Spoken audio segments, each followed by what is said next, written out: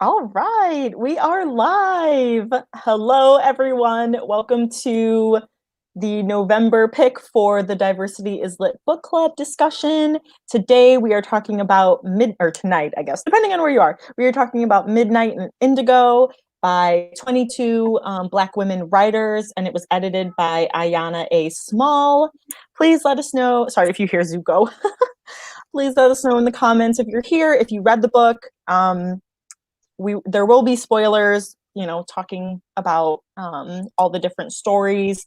It'll be a little bit different than kind of our usual format of how we talk about books because there are so many different stories. So we'll try to get through, a decent amount, but we'll be talking about our favorites, and maybe there might be some discrepancies in the favorites. So if you guys don't know me, I'm Holly Davis. You should know me if you're here, but I will let my lovely co-hosts introduce themselves, and their channels, YouTube channels or Instagrams are linked down below. Vanessa, you want to go? Sure. So I'm Vanessa Marie. I am a YA fantasy author, and my Instagram is author Vanessa Marie, and I'm also here on YouTube. Okay. Hi everyone, I'm Heather Venkat, known as WriteHollyDavis on Instagram and WriteVenkat on Twitter, and I write middle grade and YA fantasy and contemporary. Yay! And then I'm writer Alicia Grumley. You can find me there on Instagram as well, and I'm excited to be here with everybody tonight. Yay! Super excited. So because this format's a little bit different, I guess, if someone has a certain short story they want to talk about first, or we can just kind of go in order. Can I just make a point before we do this? Yes. I really thought, so we pre-ordered I pre-ordered this, and it was like, I was excited about it, and I still am, and even though I didn't quite finish it because it was November last month. The whole point was to pick something that was supposed to be a little bit shorter, because I think all of us here on screen did Nano. And when it got here, I was like, it's a book. I thought it was like a journal. I thought it was going to be like a magazine with these 22 stories, because I thought short story, I guess I was thinking more micro story. So apologies to everybody for this suggestion. I just didn't realize what we were getting into. When I was like, yeah, this is great. I was like, oh, short stories. And then my thought was, oh, we could each pick some. It'd be easy. We'd be able to work through them. And I didn't even finish, I've got maybe 6 or 7 left, but I just was like, this is not what I was expecting, but it feels so nice. The pages feel so nice, and the cover's so fun, and maybe not fun is the right word, but it's just so striking. I feel like is a good thing. So yes. I was like, that was all I was going on. I was like, but I was just picturing a magazine. So I just want everybody to know. Well, so sorry. And going off of that, Alicia, it wasn't what I was expecting either. And it in a good way, and also kind of not in a good way, because I was like, I kind of wish we could have read this in October, in another month, only because as I was reading some of the stories, I was like, there's so much here to unpack, and I feel like there's so much you can get into, but my brain is like, I don't want to analyze this. I'm just want a surface level story right now. Yeah. And, Yeah. I felt the same way. I didn't really know what to expect, and I, for some reason, wasn't, even though it said speculative, I wasn't thinking it was going to be so creepy. Same. But that kept me engaged in it. I don't know what's gonna happen next. Okay, but I will say just overall that Alicia, I'm glad that you had this as an option, because I haven't read something like this before. So even though it was longer, I'm so glad that you did it. And I also liked the bios at the end, which really showed the range of experiences that the authors had. So it's kind of cool because as you're reading it, I mean, you can really see very different writing styles, and kind of get that appreciation for just like craft in general and how much it varies between writers, authors. And so I thought that was kind of cool. I definitely overall enjoyed it. Yeah, I liked that it was broken up into the short stories, because on November 1st I was like, okay, there's 22. If I read one a day, I'll finish early. And then I've got some buffer time. Cats are going crazy.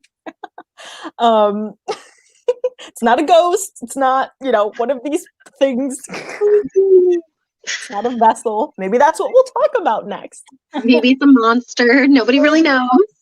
That's a perfect segue into the short story that was one of my favorites that I'll be talking about, is Vessel. And the first thing I said was that it was had beautiful opening prose and voice. And that's the one where the mom was looking for her missing daughter in the dark, in the woods, right? Yes, in the woods. Yeah. Oh, really quick. Hi, Teresa. We didn't know if you were hopping Hi, on Teresa. or not, but we're glad you're here. Glad you're here, and we hope we'll get to chat in January. I guess it'll be January when we see each other again, guys. Or maybe the end of December. I don't know. But yeah. So, okay, so Vessel, Holly, you like that? Yes. So she's looking for her daughter who went missing at this like young leaders summer camp. And so let me read the opening line, because immediately I was like, ooh. What page is that on? That is page 98. Okay. And this short story is by Melissa White. Mama always said the devil is a lie. I remember thinking that before it happened. But Mama was wrong. The devil isn't some jealous white boy with a torture fetish. The devil, the real devil, is the truth. And hell is her sword. I just read that. And I was like, whoa, what are we? We're in for something fun, aren't we? Like, I was like, Holly, is this your definition of fun? Because I'm like, I'm very concerned. I actually remember marking the last paragraph in the story, and can I read what it says and what I wrote? Yes. So the last couple paragraphs says the Noonday Massacre, they called it. It didn't make the national news, really, just a brief mention of the crazy black woman who murdered innocent white camp counselors in upstate New York. A warning about how dangerous we are, how unstable. A pitiful lie, but I know the truth, and now you do too. And after that, I was like, wow. First off, this was a really interesting story. I was just like, this is like a great example of like history being rewritten by the victors. Like, yes. The story depends on, what you hear, how it's told. Right. That was, I think that's one of the reasons why I was like drawn to it so much, because I was like, this is powerful. And I liked like the hidden message that was like underneath, the story. I also saved that whole thing too. Vanessa, sorry, Holly, to interrupt real quick. No, you're fine. You can talk. I'm hearing a little echo. Is anybody else hearing that? I was hearing a little when Vanessa was talking. I also thought I heard it. So I just wanted to make sure that I wasn't the problem, because I have been the problem before. Like, I'm the echo here. So, okay. Sorry to interrupt, but okay. We good? Oh, Holly's talking to Chris, must be. Sorry. Tuesday was making his dinner, which involves like a pan and aluminum foil and putting chicken nuggets, so it's all like loud, like. So he was looking at me like, and I was like, "Let me do this." I think it's interesting how they talk about, or how Melissa in this talks about devil being a her. You know, I feel like in a lot of Christian culture, especially, which is what I'm familiar with, so that's what I would know. The devil is always a male figure. So it was like that caught my attention, that it was interesting because I don't often hear the devil referred to as a female. I mean like ever in my culture, because it's a particular fallen angel who was one of the like archangels, you know, and tried to take over. And Lucifer, right, is in Christianity, it's Lucifer is the fallen angel, is the devil, and that is always presented as a male. So that was an interesting point. I remember like when Holly, when you were reading it out loud, and I remember I was like, yes, like hell is her sword. Like that word of her was so interesting to me. Yeah, super powerful. Great point. Yeah, it was just like, it really drew me in because I didn't know what was going on, what was going to happen. Like, I didn't know like what was the truth and what had actually happened to her daughter and all of the girls. But then she like becomes the spider, so it's like, oh, there's that like fantasy aspect of it. Yeah, the creepy. I'm like, spiders are already creepy, and now it's like the spider devil woman. Like, what? Yeah, it's like some like Aragog type spider, like huge ass spider. Sorry, like huge butt spider that is just like hanging out, and like, oh, it was creepy. And I think that's one of the reasons I didn't finish too, because I often will read before I go to bed. And like these images, I feel like throughout all of them that I've read so far, like they just have these really poignant images that really stick with you. And I was like, I get bad dreams from reading books before bed like that. Like I can't read these books before bed. And I don't know if Kristen's on, should be KK writes a novel, but Kristen had also said like she wasn't reading before bed because they were a little scary. Yeah, I was using it as like a nano break, or if I hit my goal, then I would read it because it would kind of break up the day. But oh my gosh, of course the cats are going crazy. Like everything's happening when I stream. It's like, oh, it's fine. But I can barely hear it, so okay, don't worry about it. Cool. Yeah, yeah, it's like echoing in my ears. So, but yeah, of course, why wouldn't you want to read this? Now, Paula, she said, all pretense of care gone and replaced with a taunting scold. Her head dropped abruptly. It came to a stop between her shoulders, as if the string holding it up was suddenly cut. Oh, yeah, that part. She watched me from the top of her hungry eyes, her thin lips spreading in a terrifying parody of a smile. Let's not pretend to have a conscience now. She rolled her limp head to one side. Give her to me, and I'll let you live. I was like highlighting it like, oh. That was on page 106 for anybody following along. Oh, sorry, 105. Oh, I was the same. My version is 106. So I've got, yeah. Now Paula, she said, all pretense of care gone and replaced with a taunting scold. Yep. Wow. The top of 106. Right, yeah. Yeah, and mine's on the right side of the page. Mine's 105. Okay, so somewhere in the 105, 106, Vanessa, what do you got? It's on 106. That's so interesting. Why did that happen? Ayana, can you tell us why that happened? That's so funny. I had thought about emailing her. I was going to email her and ask her some questions, and then I didn't because of mail. Just because I was curious about like how she picks like the stories, what the criteria was for the women that were submitting. So maybe if I get a chance, I'll just email her and see if she responds, and then post it on our wall or something on our Facebook group, because that'd be fun to see. That's so interesting. Yeah. I wonder why. That is so weird. So that was one of my top faves. So who wants to go next? Yes, Heather, you guys want to go? I mean, I have one too that I could do, but anything's fine with me. I could go. All right. I took notes on quite a few of them, but one of them that stood out was actually the very last one, Wishing Well off Fordham Road. because it was very creepy. Which one? The whole like The last one, The Wishing Well off Fordham Road. yeah.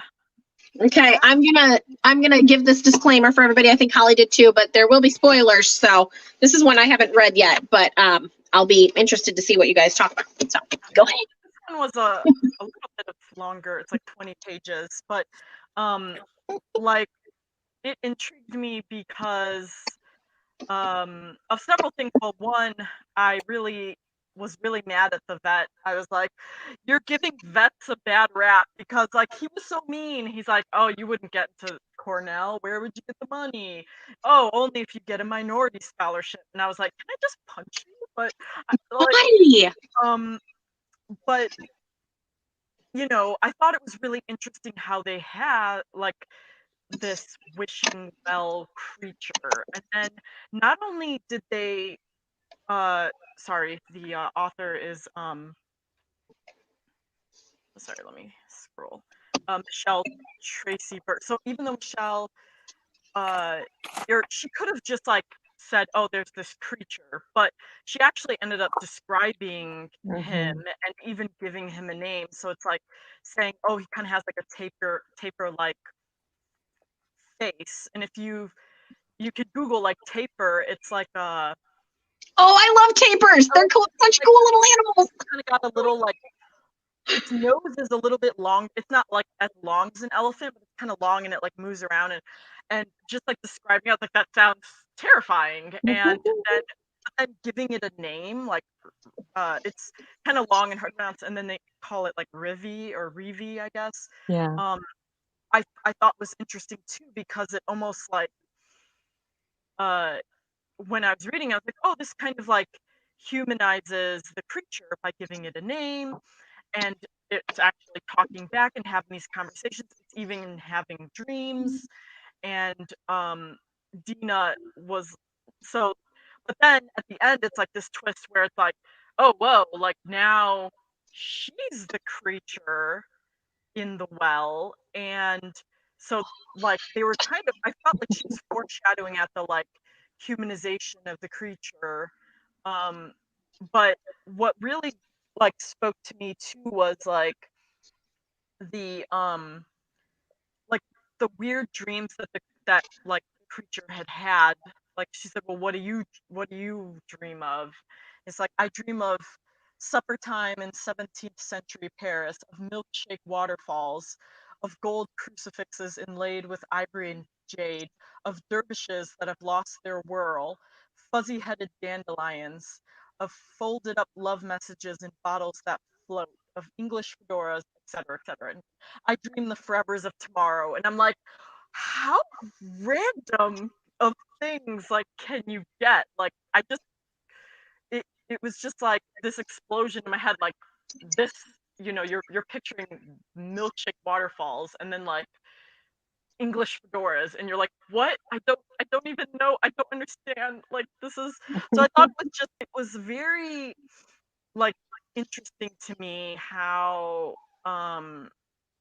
like with the twist at the end, like her deepest wish was that she wanted to be a veterinarian, but then in the end she was the one kind of controlling like who got their wishes. And then when the story first started, I thought that she was young, and then like you soon find out she's like 58 years old. So I was like, oh my gosh, like, and and then throughout the story she's kind of grappling like, oh well, I'm not too old to still like get what I want and, you know, achieve my dreams. And so you kind of have this like time component of like, you know, it's never too late to pursue your dreams and your goals.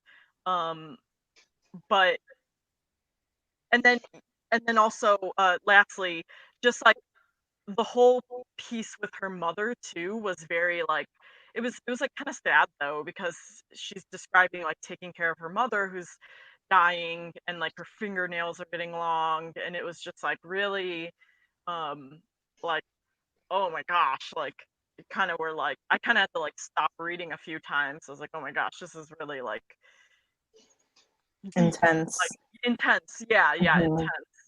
intense. So that one really like was like memorable to me. It was strange and kind of twisted, that's why I liked it. Because some of the other stories I liked them, but they were like more normal-ish, you know.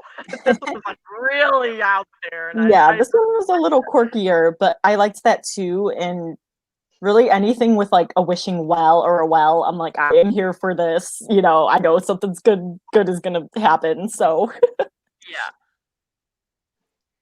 but yeah, I hadn't written too much for that. I think that was near the end, and I was like, "All right, you know, like I know which ones I'm going to talk about, so I'll just read this one and like not like analyze it."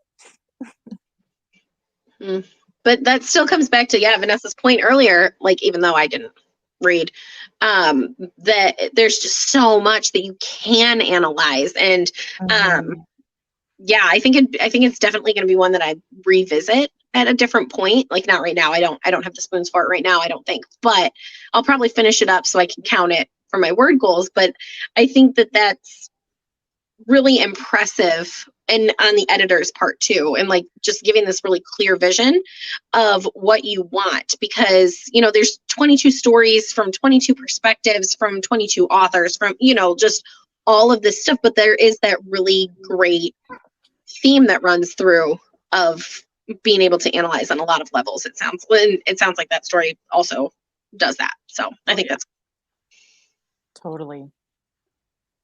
yeah, that's like a strong editor, because there's just no. Yeah, really impressive. Yeah. Yeah, like you have to have like very vague connecting lines between these stories, but I feel like of all the ones I read, I felt like it was there. Like there was something kind of creepy and something that makes it like kind of stick with you, and something to analyze and make you think a little bit deeper. Yeah, because she also had to decide which, like, the order of them. That was one of the questions I'd wanted to ask her. Which one you're gonna start with, which one you're gonna end with, and right. So it's just very interesting. I've not, like Holly said, I've never read anything quite like this. So it was a fun find, even though it was longer than I was ready for. Oh, hello. Hi, Zuko. Hi, Zook. Come in. Okay, don't go in my lap. Okay. Okay, Vanessa, what's one of your faves? I really liked Ayo, I think is how you say it. Which page is that on? 81. Okay. And that one, I was like, I don't know. I was scared during part of it, and then at the end, right before we find the twist at the end, I was like so mad because she's running away, she's trying to escape these guys, and we don't even really know why they're hunting her, except that they think she's the devil's child, and we're not sure why they think that or what she did that like made them try to chase her down and kill her. And so she's running away, and right as she's getting towards the river, and I thought she was gonna be safe and be okay, and then we see the arrow go through her, and they chop off her head, and I was like, no, don't tell me you're gonna end the story with her dying. Like, I was so pissed. And then we get to the very end with that twist, and I was like, yes, I feel a little bit better. Yes. I was mad. Teresa said Ayo or Ayo was one of her favorites too. good. I definitely remember that one. It was good. I enjoyed it, and it kind of reminded me of this kind of genre that I like, which is this like I'm trying to remember what they call it. Oh, it's Afro-Judaism, I believe, or like Afro-Judaism, I think, or like it's like futurism, but like with the African twist, but also like dystopian, and like the fact that there's like not colonization that happens in this like kind of genre. sorry, this light at my desk is like, I think gonna die. So You're going with the theme of like creepiness. spooky. I know. So sorry if you have seizure, epilepsy, just maybe only listen to this one. So yeah, like it talks like in that genre, there's often like talk of African gods and goddesses and creation type stories, which is very interesting to me coming from a Eurocentric viewpoint. So it's always interesting. But yeah, I did like that one and I was pissed too. And then I was like, wait, what? Like, and then like you just like see her and like this is definitely one that I wanted to see more of. Like I didn't always feel that way about all of them, but I was like, this is one that I would have liked to have seen a long story. Yes. Yeah. Oh and my maybe gosh. there is one, or maybe there will be one. Oh my gosh! Oh my gosh! Hi! Oh my gosh, this is so exciting! What? Thank you for coming. Thank you so much. We are so excited. Yes, our questions for you. We had so many. Like, how did you pick the stories to include, and how do we, how did the women submit? And oh my gosh, I'm just so excited you're here. This is so thrilling. We're all like fangirling over here. Yes, it's great. All right, I don't want to move off away from that. I had a comment, but because we're still talking about IO, right? Yeah. We can go while we're waiting for Ayana. Yeah. Okay, I just wanted to say I was really intrigued by the fact that because it said like Okaran, or however you pronounce it, the river separating men and sorcery, her only chance of surviving the night. So I was like, okay, so it sounds like, men like weren't able to like use, like it seems pretty clear that like men can't use magic, but like to have like this physical representation of that like barrier. It's not just like, oh yeah, they can't and like women can use sorcery. It's like I just thought that was super cool. And I was like really intrigued. I wanted to learn more because it seemed like there was a lot of like world building it packed into a small, in just a few pages. So I definitely would want the author to sorry, I forgot. And also, the author to write more. And I had highlighted the ending because I was like, this is so awesome. I am everything you fear, she said, stepping out of the water in front of the men, and you will find your bravery was a mistake tonight. Like, oh, burn! It also made me think, like, you know how we start off, like I said, they're hunting her, and they think she's the devil's child, but we're not told why they're hunting her or what she did or anything. And when I got to the end, it made me feel like, okay, this might be a case of, when people don't understand something, or when it's the whole fear of the unknown. Like, they don't know what it is, they don't understand it, and so they try to destroy it. Yeah. Right. They judge it and just, Yeah, and ruin it. That's what people do. That's what fear does, right? And like that's I think another point of analyzing. This was a really good one. I liked this one a lot. I didn't have it written down as one of my ones to talk about, but I'm really glad that you did, Vanessa, because it's really a enjoyable one because there's so many themes and motifs in such a short story, which is so cool. So cool. Do we have anything else we want to talk about with that one? That was all I had. Yeah. I think we're good. Okay. I'll tell one of my favorites in a second, but I also just wanted to say, Ayana, I first of all hope I'm pronouncing your name correctly, but I am one of your pre-orders And I just loved that you did a handwritten thank you note. Like, this goes on my desk. Like, I keep it here. It's just so sweet. I was so excited, and I got on right away, and I told the girls, like, hey guys, if you pre-order, like, you get this cute little thank you note. And I just thought that was such an excellent touch, and I loved that you included it, and the notes are so cute. So thank you for that. It made my day, in addition to getting the beautiful book. So yes, I kept mine too because I was it's just so cute. It's so because it's handwritten. Yeah, it's handwritten. You don't see that anymore, you know, and like I love that. So I was excited to see that in there. It was a great touch. I think the one I want to talk about that I liked most first. Oh, look, there she is. There she is. Hello. It's such a fangirl moment. Thank you. I think my favorite was the Esoterica tea shop on 177. Oh man, that one. Yes. Oh, that one got me so good. Oh man. I was like, Oh my God.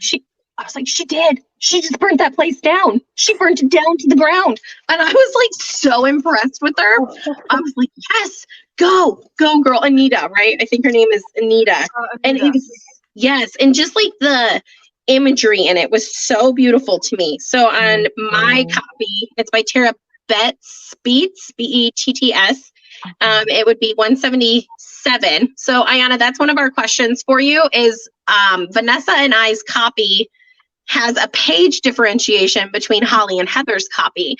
We're wondering if that was just like a printing thing or what happened that we have a like different. Yeah, we just didn't realize because it was like, numbers. oh yeah, it's on page 160. No, or it's on 161. We're like, ours is on 160. Yeah, so it was very interesting to us. But I just loved the imagery. So in Esoterica's tea shop on 177, and it's like in the first paragraph, and I'll just kind of read a couple lines from it.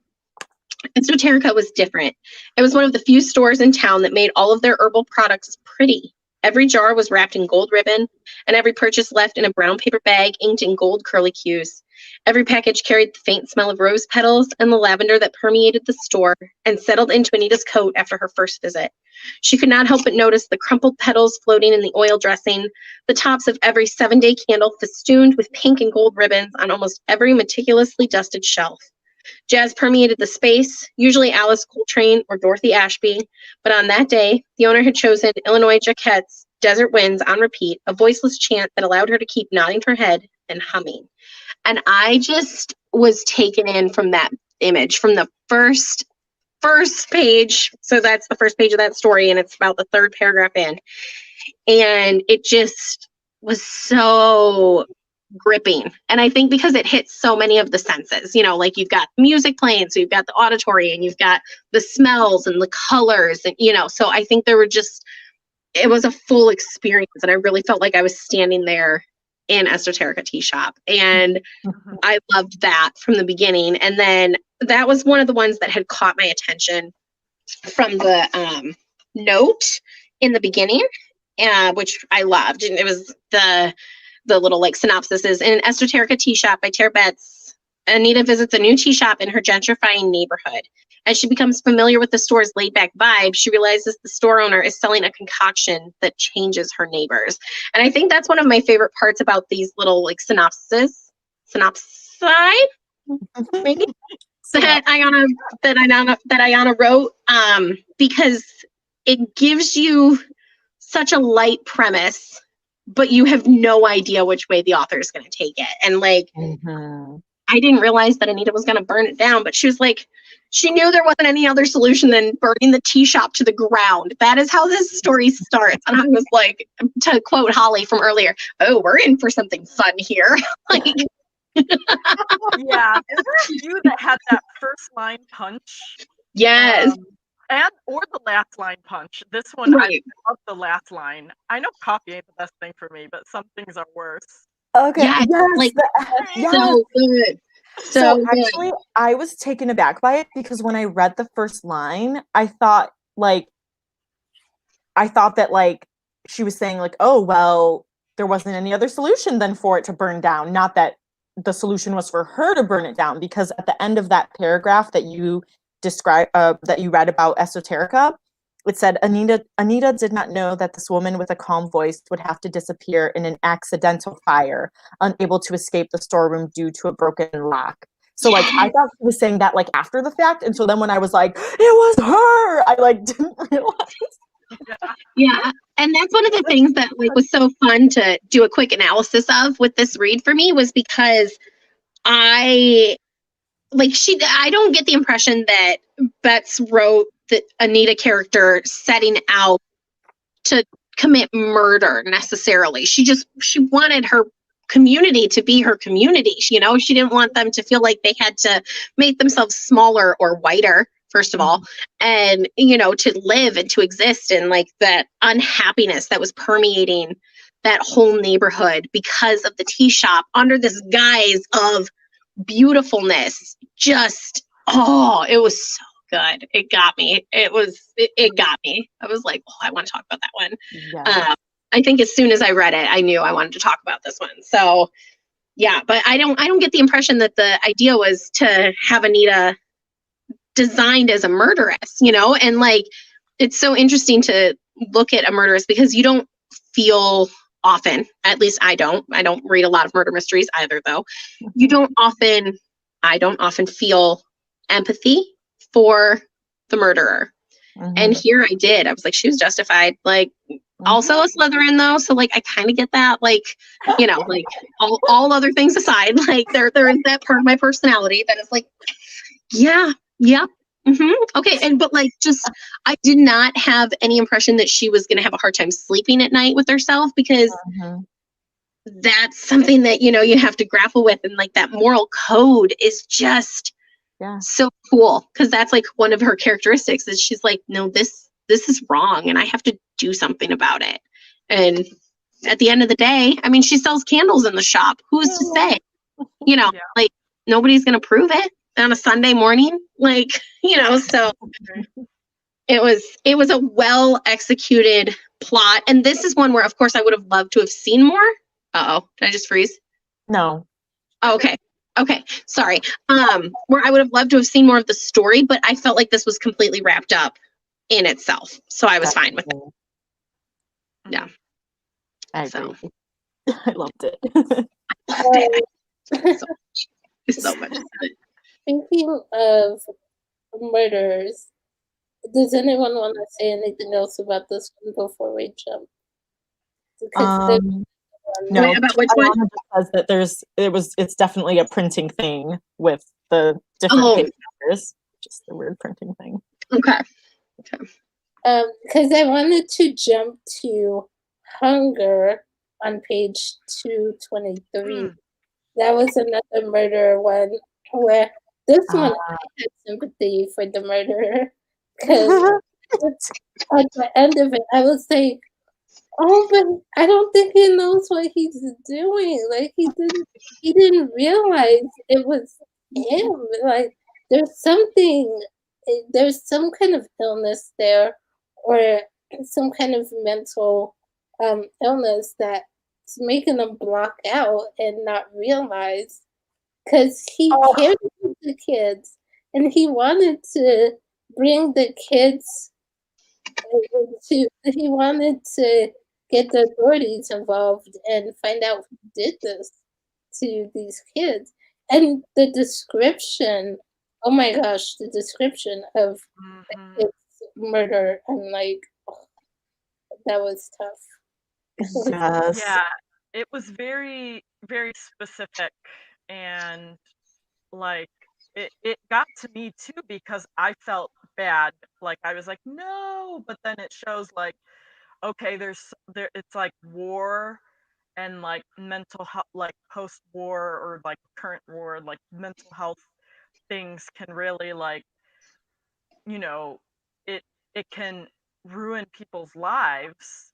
And this guy clearly is, affected by it, and is causing him to do things that he didn't even realize that he was doing, which is just so scary, because you're in your own head. Like, the fact that it's like, it's not this external bad guy, it's like it's all like internal there, and it's like that realization. I think I was kind of feeling it along with him, like, oh my gosh, like, Yeah. just like looking down and seeing it, and then like with the like gun in his face. I think they said M16. M16. You know, it's like, wow, like not just that like he wakes up or like that he sees the child dead, but also that there's like this gun in your face. You just Yeah. Oh. Yeah, and there's another mic drop ending with like there would be no absolution for my sins. Like he knew, yeah, he's like I did this, and like the descriptions too got me, Vanessa, like especially just that last paragraph, like a young boy lay lifeless on the ground before me with his eyes, liver, heart, and sweetbreads missing. And like I was just trying to picture that, and I'm like, oh, I can't picture that because it's so creepy. It's creepy in like the best way. This is one of the ones that I'm looking forward to completing. But I just, did not expect such creepiness so consistently throughout these stories, which is great, but terrifying. And this had one of my favorite lines in it too. On page 228, it said, well, let's just say I'm more open-minded when it comes to the darkness lurking in men's souls. Mm. Yeah, I kind of think that spoke to the theme of the story, and like in a way hinted at what was going on, what we would find out at the end. But yeah, there was a lot with this one. I know Teresa was asking about the first one. Did anyone know the first one? Don't go there with the babysitter and the basement? Oh yeah. I like that one too. That one was have appreciation for the creepy child kind of thing. Like it's like, yeah, that creeps me out.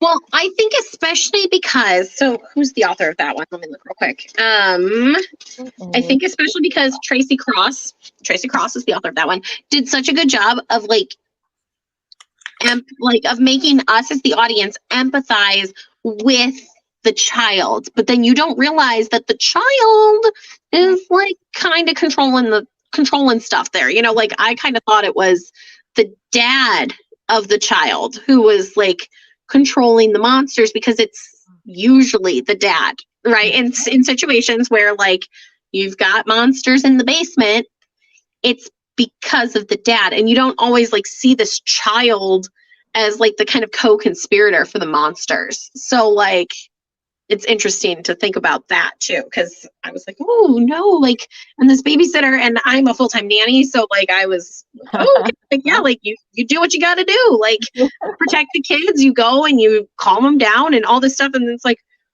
you're getting eaten by the monsters in the basement, and the kid fed you to them. Like some days work does feel like that, friends. Like, I will tell you.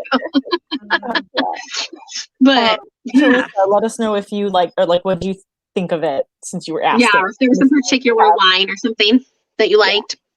I've got one. Oh, you go, Vanessa. Oh, I was just going to say that was the first one that I was like, okay, this is definitely going to be good. I just like those creepy monster stories anyway. And I made a note. I was like, this is the type of story I would have written in high school, because I love it. Yeah, I was thinking when I first read this, I liked that this was the first one because it was like an easy read. It was very like no nonsense, just like easy to, just easy to follow. And the part that I liked that I had highlighted is when the babysitter said, "I knew that no Black person would ever go and Scooby-Doo that shit." Nope. Yeah. Thump, I can sacrifice the child. If it comes up, I can sacrifice the kid. No, what am I thinking? It's just something that can come up here and probably kill me. The headlines in the paper tomorrow will read, monster comes up from basement and black girl sacrifices child and runs away. I underlined that part. This one, I liked it a lot, and I felt like it was a good, yeah, I agree, it was a good kind of introduction to oh, this is what I'm getting into, but I felt like it went well hand in hand with Yellow Cake because it like kind of showed like even in like the normalcy of your home, like there could be some creepy thing like hiding, and you know, in this one there was it was kind of like the child, and in the Yellow Cake, it's like, well, the adults, like the grandma, like kind of knew, like, yep, just feed it cake, like give it sweets, like it'll be fine, like just appease it. But it's like the child is like completely freaked out, and I'm like, I just really enjoyed them though. Yeah, that was another one I really liked. Yellow Cake. Yes.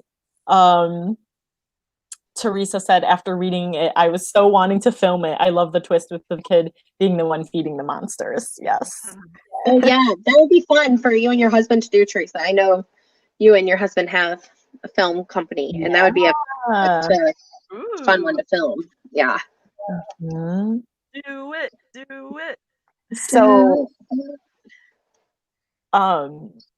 with Yellow Cake, it's like both of these kind of seem like the stories that you would be scared of as a kid.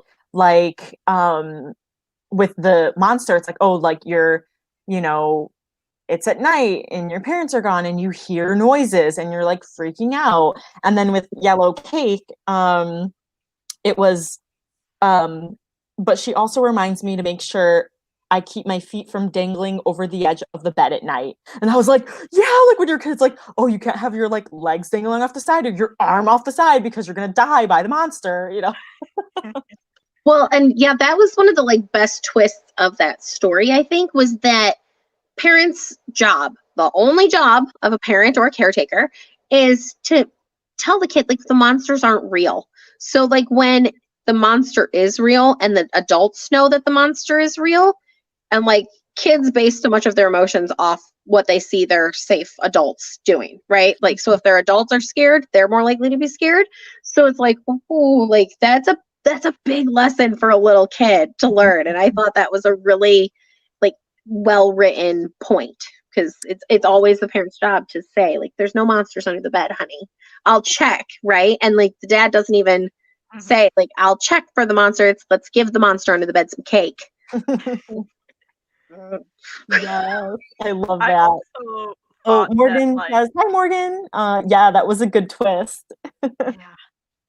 I also liked the there was a little bit of a like a gut punch there though when like the daughter Kai, she's like, well, you know, there's a reason why I went looking for those stories.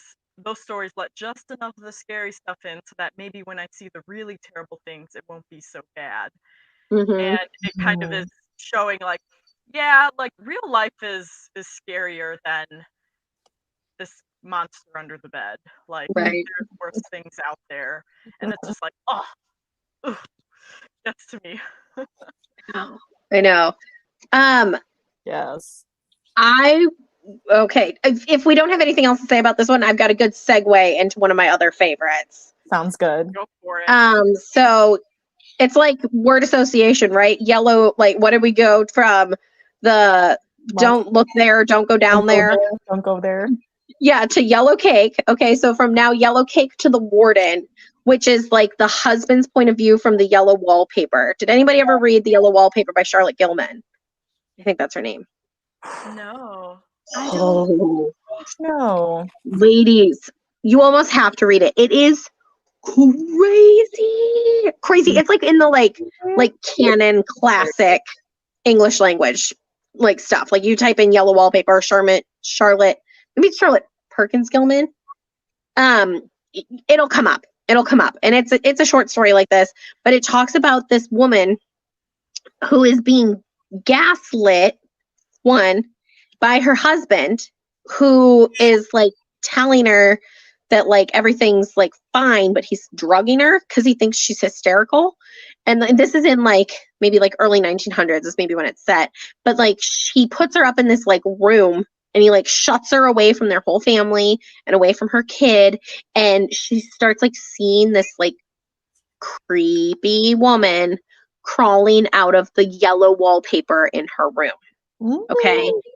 And it's insane. Like the story is so good. And it's just like such a good lens to look at how women's mental health has been treated over the years.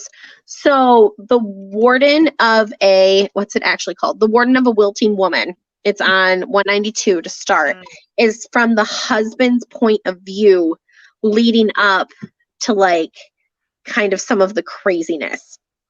So having that context was really important to have that story. And that's why I was so interested in it. And that was one that I had wanted to talk about before I even read it. I read the synopsis of it. I was like, yep, I'm going to be interested in that. And so it was super interesting to see his mental state deteriorate throughout that, because he goes from being like this, like, you know, kind of with it doctor, and then he's in the hospital. And I mean, like, he's signing his name up until the second to last entry. And then they just become like these, like, yeah. And I mean, that's intentional. That's to show the, oh my God. Yeah. And he goes from Jonathan, he goes from his full name and his like title down to no name and nothing, which is just such a brilliant detail to show the deterioration. I've got chills. I did not notice that. Oh my God, that's brilliant. Yeah. From like full name and the MD at the end, and then down to like just the full name, and then just Jonathan, and then just John, and then nothing. Yeah. And oh, it gives me chills. And like he's in the hospital at the end because like he like saw this creepy woman in the wallpaper, and like he was like, no, my wife's crazy, like this doesn't exist. And he was like laughing behind his hands at her, like to his colleagues in the story, like she's ridiculous, let's give her some more drugs. Meanwhile, like he's getting like this side effects of this like mental health. It's a really, really poignant but creepy story. The Yellow Wallpaper is. So I really enjoyed kind of getting to see this story told from another character's perspective in a story that I'm very familiar with. And I enjoyed that it felt so accurate, maybe, even though like in the story I'm pretty positive, like high 90% positive that both the husband and the wife are white characters. I thought it was very interesting to think that a Black woman or a woman of color wrote this as a way to look at how mental health is viewed. And a way to look at how we still have the stigma. And, you know, like you don't often see men's mental health talked about, particularly unless, like, to circle back, it's about a veteran's mental health. So it sounds, I mean, in Hunger, he's a veteran, right? Yeah. So, you know, like you will often hear of PTSD problems with veterans who have served, and, you know, you'll hear of all of these mental health things, but you don't often hear of mental health concerns of just like average man, an average white man. And I think one of the lines in there that was so interesting to me was like part about like how, okay, so, but instead of treating me like a past colleague, these men treat me like a child, a damn child. I am one of them. I am not some toddler who shall be watched over constantly. But my wife thinks this is for the best. And it's like, oh, and that's in the last entry, almost at the very end of that entry. It's like right in the middle, actually. But it was just like so poignant to see like how quickly it flips, you know. And I think that talks a lot about the stigma too. And, you know, I think you all know, like, mental health is something that's very important to me. It's something that I talk about. It's something that I write about. It's something that I care about. And so I think to be able to look at it through this lens gave a really good character perspective, and like I think the author did a great job of creating this personality and this descent of the mental health of the husband in the yellow wallpaper, but also of showing like how fickle like mental health stigma is, that we just can say like take your meds, and like of course we treat it like if it was a broken arm we'd expect you to wear a cast, you know, but then like if it's somebody that we don't expect mental health concerns to affect, it's like, oh, you must be lying again. And like that just shows to me how deep rooted that stigma surrounding mental health is. So I was very impressed with that story. Yeah. I was like mad though. Like I was like, when they're like, "Oh yeah, this pregnant writer. Oh, you'll never write again." I'm like, "Excuse me!" Like I was just like, Yeah, she was a writer and a really great one for a woman, but she's married now. That's long time gone. Like, oh yes, that's ancient history. Yeah, but like that's very format of this one as well. You know, changing it up by making it have like kind of that journal kind of entry format, I thought was very interesting. yeah. I have a question for Alicia. What did you think about? Because I'm still trying to figure out this one line in the second to last entry. Okay. Where it says, "You do not deserve them, for you are a creator of this deadly disease." So I think that's very accurate because he was the wife's like catalyst for her mental descent. Like, I mean, he was gaslighting her, he was drugging her, and he was telling her that he wasn't. And he was telling her she was making it all up. And he was telling her to her face that she was crazy. And he was telling this like nanny that he hired in to raise their child, like, don't trust what my wife says. Don't leave the wife alone with the child. Like, you have to be there. So it's like the demon from the wallpaper that's saying that to him. And he's saying, or the demon, she is saying it to him about his wife and their child. And it's like the punishment is like knowing that he didn't deserve them and that he created this problem for them all. So like, I thought it was a good line. I thought it was well placed and well worth it. And it's like, oh, like, especially to be where it was in terms of where he was mentally, because I think he's already in the hospital at that point. And that's his second to last entry, and he doesn't have a name on there anymore, right? Yeah. So I think for that to like, to on some level for him to know that he would never have been in this place if he hadn't done that to his wife is just like really, really poignant. Yeah, this was another one that I was gonna want to talk about, so I'm glad that you brought that up. Oh, good. Were you familiar with? Hi. Oh, hi, Mr. Blandis. Hello. Holly, were you familiar with the yellow wallpaper? No, I didn't remember that, but it sounds familiar. Okay. So I'm not sure where I may have heard about it or read it, but did you take any English classes in your undergrad program? I was gonna say you probably did. That's a place where they usually talk about it, especially if it's like a feminist kind of class, because it talks about women's mental health and, you know, gaslighting and all of those things. So I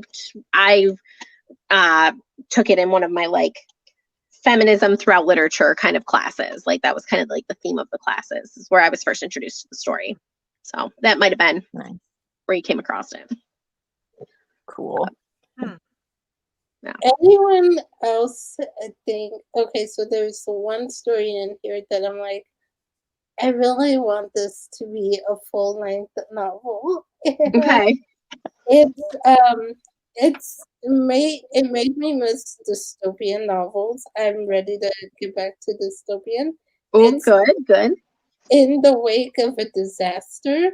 It's right after The Wilting Woman. Oh, okay. So dang it, I haven't read that one yet. Dang it, that was literally where I stopped, was The Wilting Woman. I mean, yes, I did read that one, and I was like, I want more. I want more. I wanted more too, especially getting to know the characters, because it took me a little bit to really get into it, but then once I got into it and like hearing the characters' backstories, Mhm. and how I think was it Sage? Yeah, Sage, and how he felt guilty for his brother Maddie. And I was just like, I want to need more. I need more of the story. I need it to be like a full-length novel. Like, I just want more. I know, I wanted it too. Yeah, because they kind of throw you like a line where it's like, okay, well, yes, you're glad that they found each other, but like you still want him to, find his brother, Well, and like and then it's like, that post, like, even though I'm familiar with like certain post-apocalyptic novels and things like that, like I felt like this one was like I was like there. Like I felt like I was there, or just like watching a movie. Like Mhm. and I really like got invested in the characters, and I feel like she did it in a way that was just very um like you just became invested in them, Mhm. and really were rooting for them. So I was like, yes, if they could Oh, Haley. continue it, that'd be great. Haley saying hi. Hi, Haley. Hi, Haley. Hopping over from my live with Sherry to say hello. Hello. Thanks for hopping on. I felt connected to it because like they each shared their like happiest like memories, and so it was, it's a, yeah, that's like clear dystopian, like reflecting on the past, like this better world. And then like when Sage was like not gonna kiss Lisa, I think it's Lisa, like I'm not a good person, and I was like, no, you are, you're allowed to kiss. So I really liked this one too.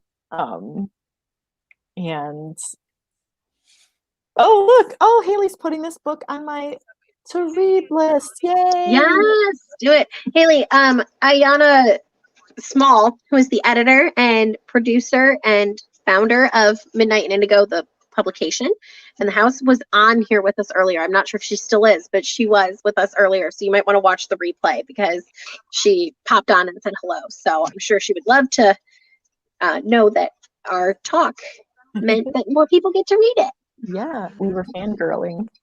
Yeah, and I maybe still am a little bit. That's fine. Yeah, still am. It's still fine. So it's an hour. Is there anything that you want to wrap up with? Or last minute thoughts? I'll just quickly say that there were quite a few that I liked that there's just not going to be time to talk about. But I just wanted to show the interestingness. Oh wait, I hear something else going on. I hear Yeah. I do too, but I have no idea what it was. I don't know what it is. Can you hear me? yeah, Yes. I just heard something else. Oh wait, something's going on with my volume now. We hear you okay now. 1 second. Can you hear me? Good. Okay, Yeah. I couldn't hear you guys. All right. Is it better now? Yeah. Yeah. That was weird. Okay. Sorry. So what I was going to say was there were a lot that was interesting to me, but there's no time to go into details with them. But I just wanted to say that I had an appreciation for You Without Me because it was the only one that was in second person point of view. Mm-hmm.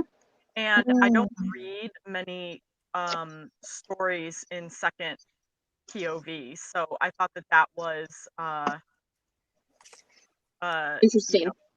yeah, it just helped like change things up a bit. Yes. I don't even know if I realized that. That's awesome. Take a look again.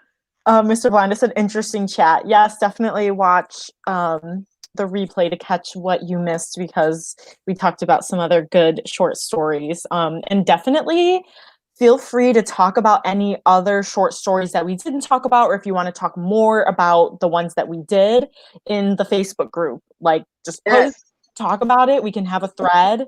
We can continue this in the Facebook group, which is linked down below. And then also, oh, let's see this. I was gonna say, I think I did see it. So because I pre-ordered it, now it comes up on my algorithm.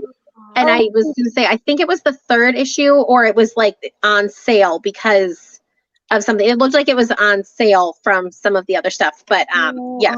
I think this was the third issue, is it not? Yeah, I thought it was too. Yeah, so but it's the first speculative. So I did see something about like the something. So I want to get the other two, so I have that on like my Amazon wish list, because I was like, I want to read the other ones. So yes, come on there. Great idea. One of my people just asked me for my book wish list for Christmas, and I was like, oh, I'll get it to you this weekend. So I might have to add one or two of those on there.